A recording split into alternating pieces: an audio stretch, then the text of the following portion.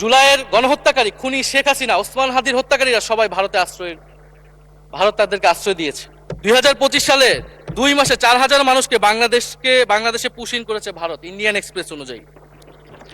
মানুষ স্পিকার, এক ভয়ঙ্কর সংকট সামনের দিনে আমাদের দিকে কিন্তু আসতে যাচ্ছে।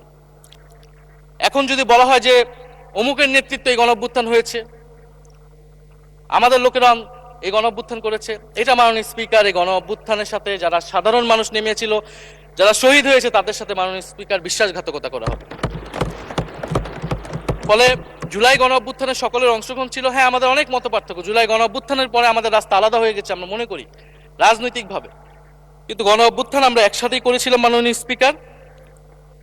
এবং আমি 2টা কোটেশন বলতে চাই মাননীয় স্পিকার।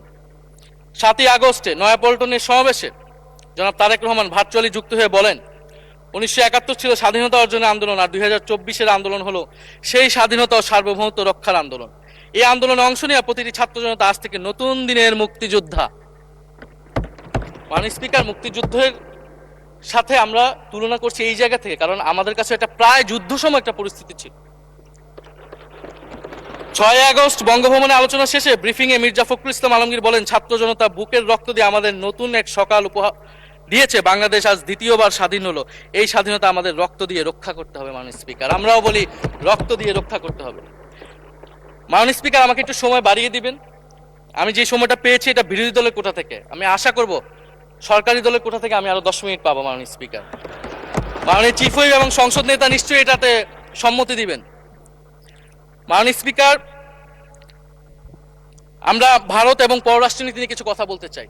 এই সরকার আসার পর একটা জিনিস বারবার আছে যে ভারতের সাথে সম্পর্ক উন্নয়ন, এবং মাননীয় পররাষ্ট্র মন্ত্রী যিনি আগের সরকারের নিরাপত্তা উপদেষ্টা, যার পদত্যাগ তৎকালীন বিএনপি চেয়েছিলেন, সেই পররাষ্ট্রমন্ত্রী ভারতে সফর করেছেন প্রথম, এবং তিনি যে বিবৃতি দিয়েছেন সেই বিবৃতিটা আমাদের কাছে স্পষ্ট না। আমরা কোন ভিত্তিতে ভারতের সাথে সম্পর্ক উন্নয়নের কথা বলছি?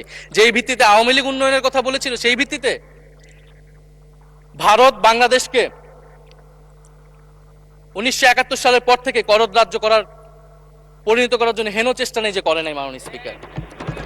সীমান্তে হত্যাকাণ্ড এখনো হচ্ছে, আমরা নদীর পানি হিস্সা পাচ্ছি না, এবং নতুন করে যেটা হচ্ছে যে বর্ডারে বাংলাদেশি বলে বিভিন্ন মানুষকে পুশ ইন করা হচ্ছে।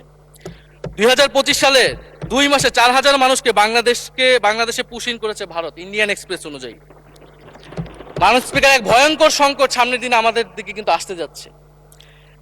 এবারে পশ্চিমবঙ্গের ইলেকশন হলো মাননীয় স্পিকার। নির্বাচনের কয়েকদিন আগে ভোটার তালিকা থেকে অন্তত 30 লক্ষ জীবিত ভোটারকে বাদ দেওয়া হয়েছে। এদের অধিকাংশ হচ্ছে মুসলিম এবং মতুয়া সম্প্রদায় মাননীয় স্পিকার।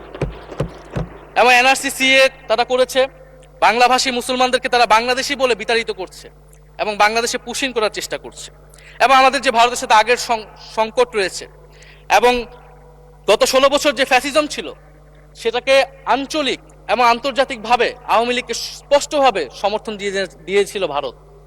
এবং এখনো জুলাইয়ের গণহত্যাকারী খুনি শেখ হাসিনা, ওসমান হাদির হত্যাকারীরা সবাই ভারত তাদেরকে আশ্রয় দিয়েছে। ফলে ভারতের সাথে এই বিষয়গুলো নিয়ে আমাদের সরকার কি কথা বলেছে এটা মাননীয় স্পিকার আমরা জানতে চাই। ভারতের সাথে সম্পর্ক আমরা উন্নয়ন করতে চাই। ভারত আমাদের প্রতিবেশী দেশ, কিন্তু মর্যাদার ভিত্তিতে, সাম্যের ভিত্তিতে এই সম্পর্ক হতে হবে মাননীয় স্পিকার। ভারত শুধু আওয়ামী লীগের সাথে সম্পর্ক তৈরি করে এই দেশকে নিয়ন্ত্রণ করার চেষ্টা করছে, সেই দিনকে সে কবর রচনা করতে হবে মাননীয় স্পিকার। ফলে এটা আমরা বুঝতে পারতেছি না ভারত বিএনপির সাথে বা বর্তমান সরকারের সাথে তার সম্পর্কের ভিত্তিটা কি, এবং বর্তমান সরকার আমার এই কথাগুলো যেগুলো আমি বললাম সেগুলো নিয়ে ভারতের সাথে কথা বলেছে কিনা মাননীয় স্পিকার।